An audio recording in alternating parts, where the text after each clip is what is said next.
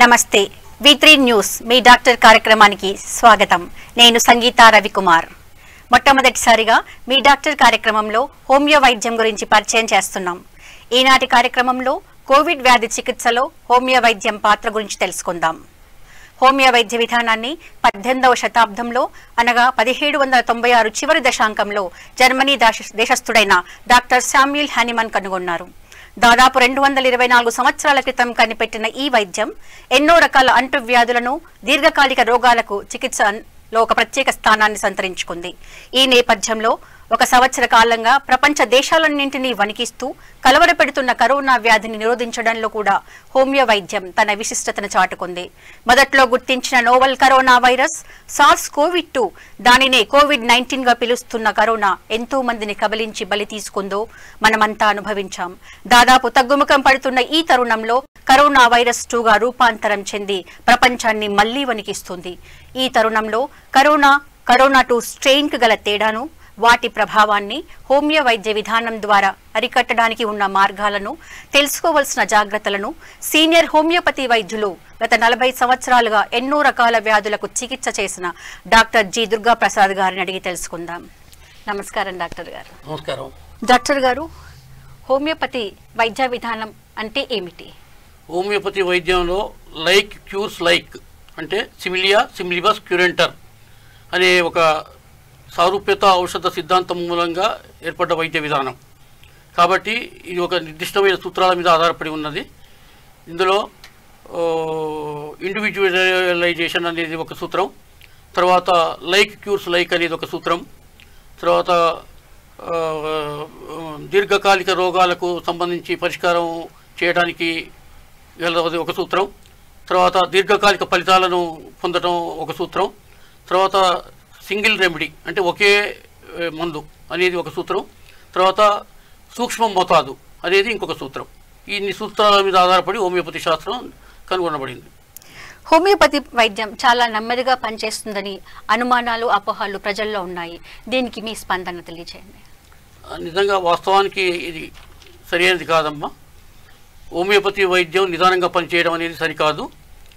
నిదానంగా పనిచేయడం అనేది దీర్ఘకాలిక వ్యాధులలో మొదటి నుంచి అనుభవించిన లక్షణాలన్నింటినీ మెల్లమెల్లగా తగ్గించడానికి కొంత సమయం పడుతుంది. కాబట్టి దీర్ఘకాలిక వ్యాధుల గురించి అలాంటి నానుడి వచ్చింది, నెమ్మదిగా పనిచేస్తుందనే నానుడి వచ్చింది. కానీ వాస్తవంగా అలాంటిది ఏం లేదు.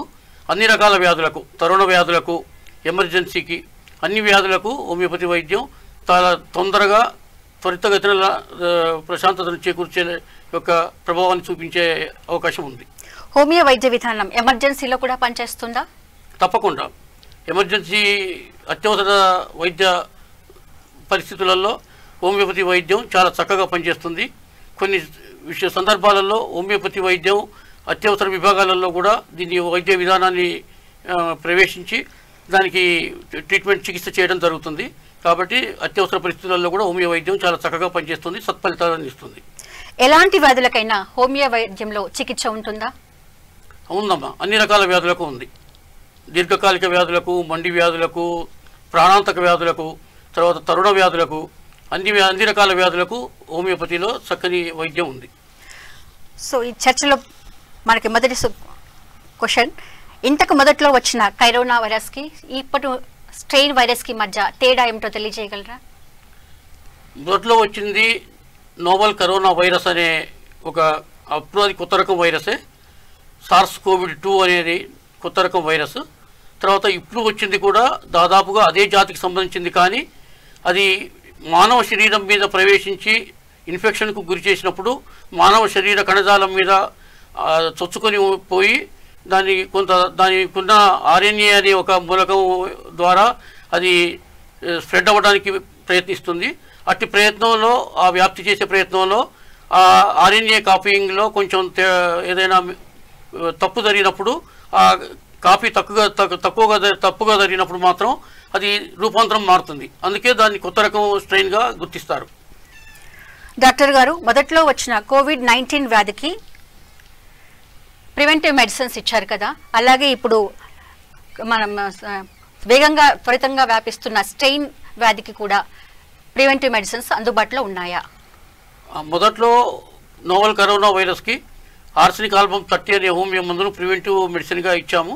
అది చాలా చక్కటి ఫలితాలను ఇచ్చింది. అయితే ఇప్పుడు ప్రస్తుతం వస్తున్న కొత్త స్ట్రెయిన్ యూకేలో గుర్తింపబడి ఇటీవల ఒక నెల నుండి మనకు వస్తున్న కొత్త స్ట్రెయిన్లో కూడా దాదాపుగా ఇంచుమించుగా అవే లక్షణాలు, ఏవైతే జ్వరము, దగ్గు, తలనొప్పి, ఆయాసము, తర్వాత ఒళ్ళు నొప్పులు, నీరసము, ఇవన్నీ సాధారణ లక్షణాలే రెండింటికి కూడా. కాకపోతే ఇప్పుడు ఈ కొత్త రకం స్ట్రెయిన్ వల్ల కొన్ని వైవిధ్యమైన లక్షణాలు కొన్ని చోట్ల కనిపించవచ్చు.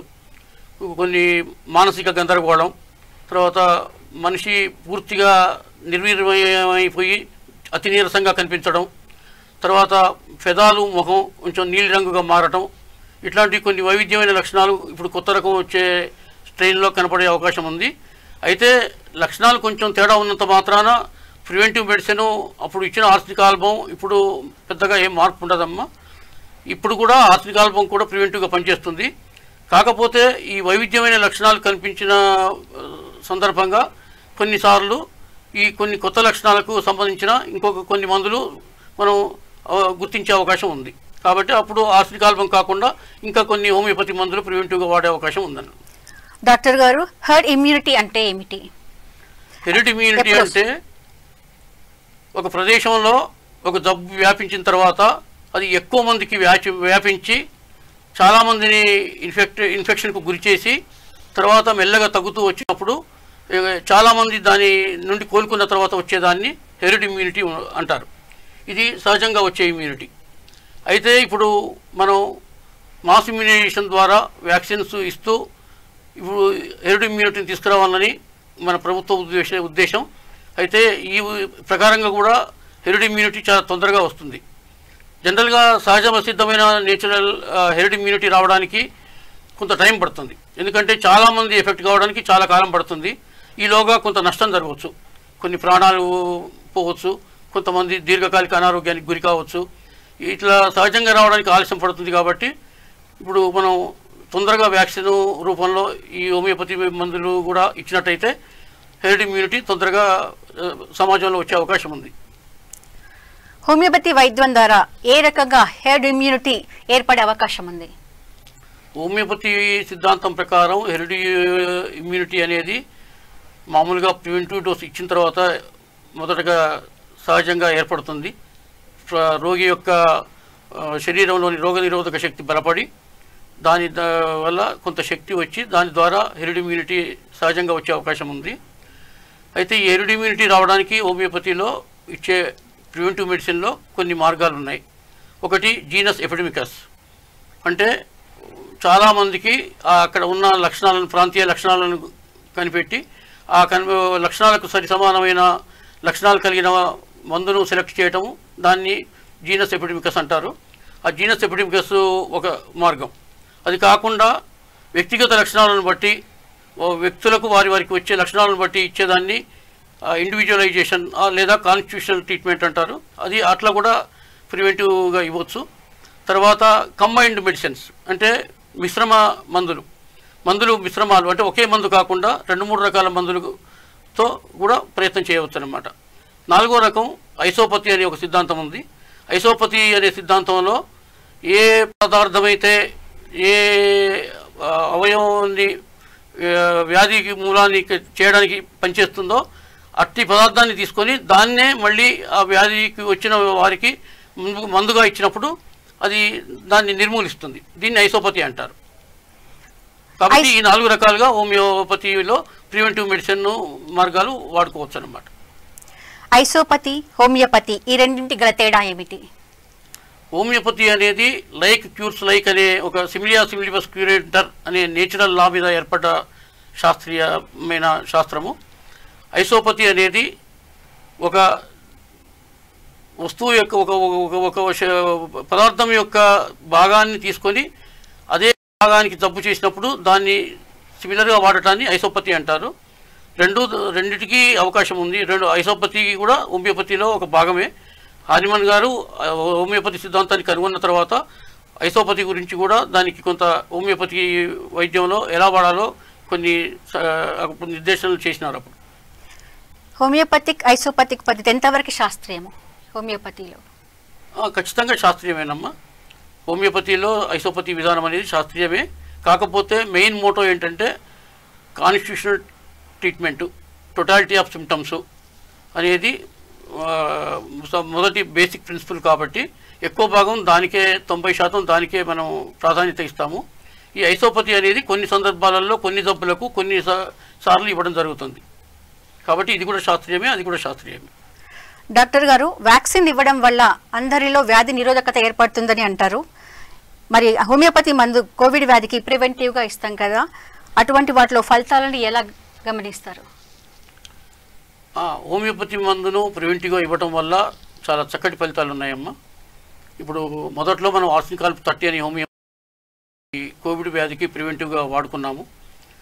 అది ప్రివెంటివ్ మెడిసిన్ వేసుకున్న చాలామందిలో ఎటువంటి లక్షణాలు కనిపించకుండా వాళ్ళు క్షేమంగా ఆరోగ్యంగా ఉన్నారు. కొన్ని చోట్ల ఈ ప్రివెంటివ్ మెడిసిన్ వాడిన తర్వాత కూడా కొన్నిసార్లు మందు 100% ఖచ్చితంగా చెప్పలేము మనం. ఎందుకంటే దీనికి కొంత మనం ఏం చెప్పుకోవచ్చు అంటే హోమియోపతి మందు వాడటం సరి అయిన కాలంలో సరి అయిన డోసు వేసుకోకపోవడం, తర్వాత తొందరలో దాన్ని సకాలంలో వాడలేకపోవటం, తర్వాత ఇతర చెడు అలవాట్లు, తర్వాత ఇతర అనారోగ్యానికి సంబంధించిన కారణమైన వాటిని మనం వదిలిపెట్టలేకపోవడం, ఇవన్నీ కూడా కొంచెం మళ్ళీ హోమియోపతి మందు ప్రివెంటివ్ మందు వేసుకున్న తర్వాత కూడా అట్లాంటి వారికి ప్రివెంటివ్ మెడిసిన్ వాడిన తర్వాత కూడా ఆ ప్రివెంటివ్ మెడిసిన్ ప్రభావం చూపకుండా జబ్బు వచ్చిన ఉదాహరణలు కొన్ని ఉన్నాయి. డాక్టర్ గారు, హోమియో ప్రివెంటివ్ మెడిసిన్ని ఎవరైనా తీసుకోవచ్చా? అంటే దీర్ఘకాలిక రోగాలతో బాధపడుతున్న వారు కానీ, డయాబెటీస్ పేషెంట్స్ కానీ, డయాలసిస్ పేషెంట్స్ని కానీ, క్యాన్సర్ వ్యాధితో ఉన్నవారు కానీ, గర్భిణీ స్త్రీలు కానీ, చిన్న పిల్లలు కానీ, ఇలా ఎవరైనా సరే ఈ హోమియోపతి ప్రివెంటివ్ మెడిసిన్ని వాడవచ్చా? దీంట్లో ఏమైనా రిస్ట్రిక్షన్స్ ఉన్నాయా? హోమియోపతి వైద్యంలో ప్రివెంటివ్ మెడిసిన్ ఇచ్చేటప్పుడు వయసుతో కానీ, వ్యాధితో కానీ, తర్వాత వేరే ఫలితాలతో కానీ నిమిత్తం లేకుండా ఏ వయసు వారైనా, ఎటువంటి వ్యాధులు ఉన్నవారైనా, వేరే ఇంకా ఇతర జబ్బులతో ఇబ్బంది పడేవారైనా సరే అందరూ తీసుకోవచ్చు. దీనికి ఎటువంటి రిస్ట్రిక్షన్ లేదు. గర్భిణీ స్త్రీలు కానీ, బాలింతలు కానీ, చిన్నపిల్లలు కానీ, ముసలివాళ్ళు కానీ అందరూ కూడా, అన్ని వయసుల వారు, అన్ని జాతుల వారు, అందరూ కూడా ఈ హోమియోపతి వైద్యాన్ని ప్రివెంటివ్ మందుగా వాడచ్చు, అన్ని సందర్భాల్లో వాడచ్చు. డాక్టర్ గారు, ఇప్పటి వరకు మనం కరోనా ప్రివెంటివ్ మెడిసిన్ గురించి మాత్రమే మాట్లాడుకున్నాం. ఒకవేళ కరోనా వ్యాధితో బాధపడుతున్న వ్యక్తికి ఈ హోమియో వైద్య విధానంలో చికిత్స విధానం ఏమైనా ఉందా? అలాంటి వారు కూడా హోమియోపతి వైద్య విధానాన్ని తీసుకొని కరోనా వ్యాధిని తగ్గించుకోగలుగుతారా? దీనిపై మీ స్పందన చెప్పండి. హోమియోపతి వైద్య విధానంలో కరోనా వైరస్ నుండి వచ్చే COVID-19 అనే వ్యాధికి చికిత్స మొదటి నుంచి ఉందమ్మా. ఇప్పుడు మేము మన భారతదేశంలో ప్రారంభమైన తర్వాత కోవిడ్ వ్యాధి లక్షణాలు ముదురుతున్న సమయంలో మిగతా అలోపతి, ఆయుర్వేదం, మిగతా వైద్య విధానాలతో పాటు హోమియోపతి వైద్యంలో కూడా ఎంతోమంది రోగులకు హోమియోపతి వైద్యం ద్వారా చికిత్స చేయడం జరిగింది. ఎన్నో కేసులలో సత్ఫలితాలు వచ్చి వారికి ఎటువంటి అపాయం లేకుండా సురక్షితంగా వ్యాధి మొత్తం కోలుకొని మంచి ఆరోగ్యాన్ని పొందిన వాళ్ళు ఉన్నారు. ఇక్కడ మన హైదరాబాద్లో కూడా చాలామంది హోమియోపతి డాక్టర్లు వారి దగ్గరికి వచ్చే పేషెంట్లకు, వారి కుటుంబ సభ్యులకు కోవిడ్ వ్యాధి లక్షణాలు కనిపించిన వెంటనే పరీక్షలు చేయించి హోమియోపతి మందులు చికిత్స చేసి ఫలితాలను మళ్ళీ మార్చి అన్నీ తగ్గిందనిపించేంత వరకు చికిత్స చేసి చివరి వరకు ఇదే హోమియో వైద్యం మీద ఆధారపడి పూర్తిగా సంపూర్ణంగా కోలుకున్న వారి రికార్డు కూడా ఉంది. అందరూ చికిత్స తీసుకున్నారు, చాలామంది, అందరికీ తగ్గిపోయింది. అయితే కొన్ని కేసుల్లో ఎక్కడన్నా కొన్ని అత్యవసరమైన అవసరాలు వచ్చినప్పుడు మాత్రం అలోపతి వైద్యాన్ని ఆశ్రయించడం, తర్వాత ఎమర్జెన్సీ వైద్య సాధనాలను ఉపయోగించుకోవడం, లైఫ్ సపోర్టింగ్ సిస్టమ్స్ను వాడుకోవడం, వాటి ద్వారా వాళ్ళ ప్రాణాలను కాపాడుకోవడం, ఇలాంటి సందర్భాలు వచ్చిండవచ్చు. అలాంటి వాటికి మేము కూడా వారిని వెంటనే సిఫార్సు చేసి అక్కడికి పంపించడం, వైద్య సలహాలు చెప్పడం జరిగింది. డాక్టర్ గారు, COVID-19 అనేది RNA ఫ్యాక్టర్కి సంబంధించింది. ఇందులో ఎన్నో మ్యుటేషన్స్ జరుగుతూ ఉన్నాయి. అది రూపాంతరం చెంది స్ట్రెయిన్గా మారింది. COVID-19 వ్యాధి లక్షణాలు, ఈ స్ట్రెయిన్ వ్యాధి లక్షణాలు ఒకే రకంగా ఉన్నాయా? చికిత్సలో ఏమైనా తేడాలు ఉన్నాయా? మెడిసిన్స్లో ఏమైనా తేడాలు ఉన్నాయా? ఒకే రకమైన మెడిసిన్ ఈ రెండింటికి కూడా ఉపయోగపడుతుందా? చాలా మంచి సందేహం అమ్మా. కరోనా వ్యాధిని చేసే వైరస్ ఏదైతే ఉందో ఆ వైరస్ మానవ శరీరంలో ప్రవేశించినప్పుడు ఇన్ఫెక్షన్కు గురి చేసే సమయంలో మానవ కణజాలానికి చొచ్చుకొని పోయి అది ఇంకా వ్యాప్తి చేయడానికి అది కొత్తగా రూపాంతరం చెందుతుంది.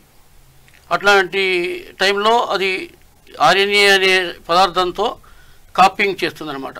ఆ ఆర్ఎన్ఏ పదార్థాన్ని కాపింగ్ చేయడంలో ఏదన్నా పొరపాటు జరిగినప్పుడు ఆ పొరపాటు సంకేతాల వల్ల ఈ ఆర్ఎన్ఏ దాంట్లో మార్పు వచ్చి దాంట్లో కొత్త రకం వైరస్గా దాని లక్షణాలు కనపడతాయి అన్నమాట.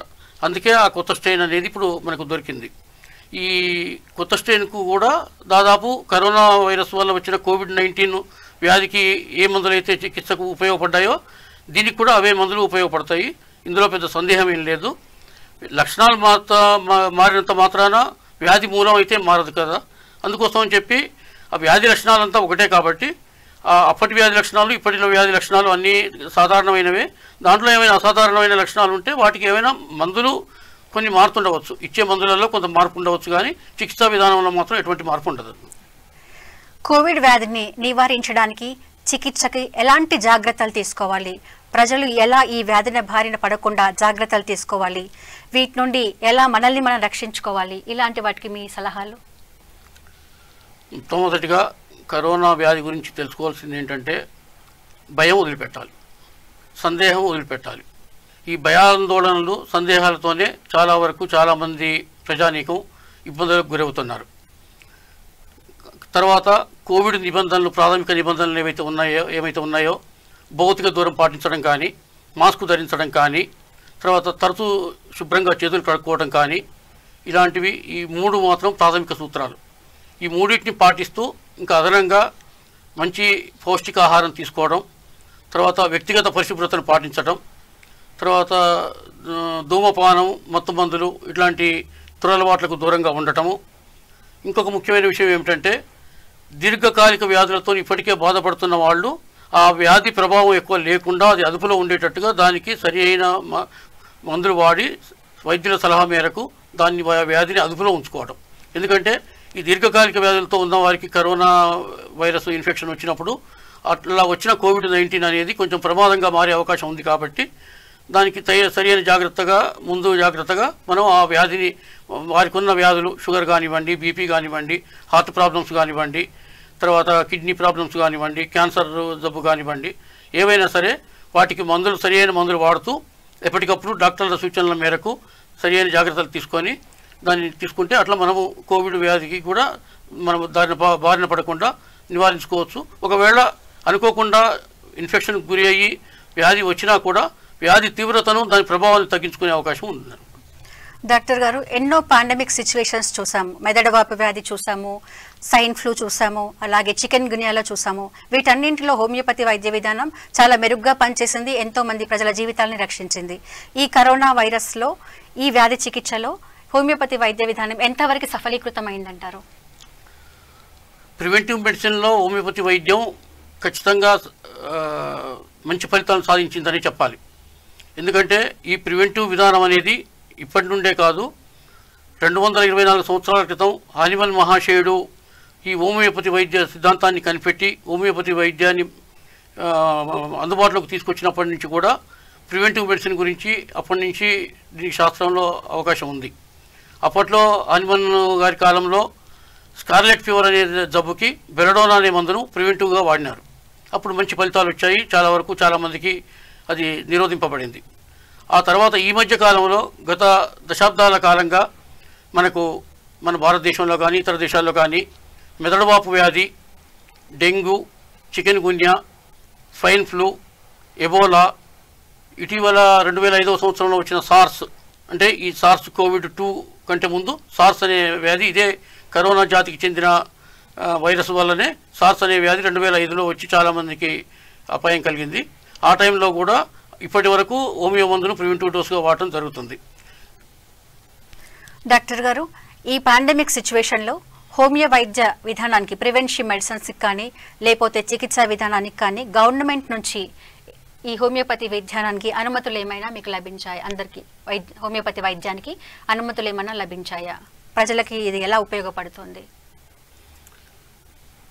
ఇంతకాలంగా హోమియోపతి మందు వల్ల ప్రివెంటివ్ విధానంలో కానీ చికిత్సా విధానంలో కానీ ఎన్ని సత్ఫలితాలు వచ్చినప్పటికీ కూడా ఎంతోమంది అనుభవపూర్వకంగా దీని నుండి ఆరోగ్యవంతులైనప్పటికీ కూడా అధికారికంగా ప్రభుత్వం నుంచి ఇప్పటి వరకు స్పందన అంతంత మాత్రంగానే ఉందమ్మా. తర్వాత ప్రభుత్వం వారు ఈ మన వ్యాధి ముదిరే పక్షంలో చాలా కఠిన నిర్ణయాలు తీసుకొని లాక్డౌన్ పెట్టడం, తర్వాత వైద్య సదుపాయాలను పెంచడం, తర్వాత కోవిడ్ నిబంధనలను సూచించడం, ఇలాంటి కఠిన నిర్ణయాలతోని కొన్ని నెలల పాటు ప్రజలందరినీ ఒక నిర్బంధంలో ఉంచినట్టుగా కొన్ని రిస్ట్రిక్షన్స్ పెట్టి చాలా వరకు సఫలీకృతమైన మాట వాస్తవమే. కానీ అదే సమయంలో హోమియోపతి వైద్యం యొక్క పాత్ర యొక్క ప్రాధాన్యతను పెంచే విధంగా ఎటువంటి పెద్ద ప్రయత్నం జరగలేదు. ఎక్కడ కూడా దీని గురించి పెద్దగా ప్రస్తావన కానీ, దానికి ఏదైనా ఒక కమిటీ వేసి సీనియర్లు తర్వాత ఎక్స్పర్ట్స్ యొక్క అభిప్రాయాలు తీసుకొని వారి సూచనల మేరకు వారి పర్యవేక్షణలో ఒక ప్రోటోకాల్ తయారు చేసి దాని పరంగా గవర్నమెంట్ పరంగా వాళ్ళు కొంచెం ప్రోత్సహిస్తే బాగుండేది. గతంలో ఇదివరకు వచ్చిన అంటువ్యాధులు మెదడువాపు కానివ్వండి, తర్వాత చికెన్ గున్యా కానివ్వండి, డెంగ్యూ కానివ్వండి, ఈ వ్యాధులు వచ్చినప్పుడు అప్పట్లో ప్రభుత్వాలు స్వయంగా వారే దాన్ని సిఫార్సు చేసి తర్వాత మందులు కూడా వారే సరఫరా చేయడం జరిగింది. కానీ ఈసారి మాత్రం ఎందుకో అంతంత మాత్రంగా దానికి ఏమీ ఎక్కువ ప్రాధాన్యత దొరకలేదు. ఇప్పటికైనా ప్రాధాన్యత ఉన్నా లేకపోయినా శాస్త్రమే. ఈ వైద్యంలో ఉన్న ఇంత మంచి ఫలితాలను మనం వ్యాధి బారిన పడిన రోగికి అందించి వారికి సంపూర్ణ ఆరోగ్యం ఇవ్వడమే మన డాక్టర్గా మా యొక్క లక్ష్యం. కాబట్టి మేము మా వంతు ప్రయత్నంగా మేము అందరికీ ప్రివెంటివ్ కావాలన్న వారికి ప్రివెంటివ్, చికిత్స కావాలన్న వారికి చికిత్స, ఇట్లాంటి సదుపాయాలతోని చికిత్స అందిస్తున్నాము. అందరికీ మంచి ఫలితాలు ఉన్నాయి. అందరూ కూడా చాలా చక్కగా ఆరోగ్యంగా క్షేమంగా ఉన్నారు. థ్యాంక్ యూ డాక్టర్ గారు. మీ అమూల్యమైన సమయాన్ని వెచ్చించి మా స్టూడియోకి విచ్చేసేసి ప్రజలందరికీ తమ సందేహాలు అపోహలని కలిగి ఉన్న వారందరికీ కూడా చాలా కూలంకషంగా చర్చించి అందరికీ మీరు సమాధానం ఇచ్చినందుకు మీకు ధన్యవాదాలు తెలియజేస్తున్నాను. చివరగా ఇంకొక మాట చెప్పాలమ్మా. ఇప్పుడు ఈ కోవిడ్ వ్యాధి పూర్తిగా నిర్మూలించాలంటే మన వంతు ప్రయత్నంగా తగిన జాగ్రత్తలు తీసుకోవడం, భయాందోళనలు వదిలిపెట్టి జాగ్రత్తగా మసులుకోవడం, సందేహం లేకుండా నిర్భయంగా అన్నిటి మీద అవగాహన కలిగించుకొని మన జీవితం కొనసాగించడం, తర్వాత దీర్ఘకాలిక వ్యాధులు ఏమైనా ఉంటే వాటికి సరైన మందులు వాడటం, ఇలాంటివన్నీ జాగ్రత్తలు తీసుకుంటే ఇది అంత ప్రమాదకరమైనది ఏమి కాదు. ఎందుకంటే కరోనా వైరస్ వ్యాప్తి చెందినప్పటి నుంచి కూడా 70 నుంచి 80% వరకు చాలామందికి సాధారణ లక్షణాలతోనే ఇది ప్రభావం చూపించింది. కేవలం ఒక 20 నుంచి 15-20% లోపు వాళ్ళకే తీవ్రమైన స్థాయి వచ్చింది. అందులో మళ్ళీ ఒక 5 నుంచి 6% వారికే అతి తీవ్రమైన స్థితి వచ్చి వారు హాస్పిటల్కి వెళ్ళి లైఫ్ సపోర్టింగ్ సిస్టమ్ మీద ఆధారపడటం అట్లాంటిది జరిగింది. అంత చివరగా 1 నుంచి 2% వరకే మరణాలు సంభవించినాయి.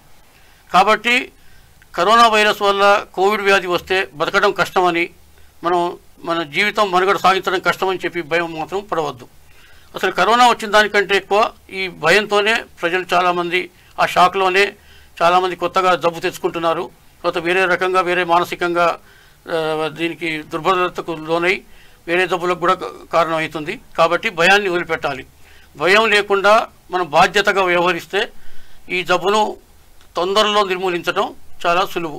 కాబట్టి ఎటువంటి భయం లేకుండా నిస్సంకోచంగా దానికి వారికి ఏదైనా అనుమానం ఉంటే తగిన వైద్యుల సలహాలు తీసుకొని జాగ్రత్తలు తీసుకోవాల్సిన మనవి. మాస్కులు ధరిద్దాం, సోషల్ డిస్టెన్స్ను పాటిద్దాం, కరోనా బారి నుండి మనల్ని మనం రక్షించుకుందాం, కరోనా రహిత భారతదేశాన్ని నిర్మించడానికి మనమందరం కృషి చేద్దాం. ఈనాటితో ఈ చర్చా కార్యక్రమాన్ని ముగిస్తున్నాము. మరొక చర్చా కార్యక్రమంతో రేపు మళ్ళీ మిమ్మల్ని కలుస్తాం.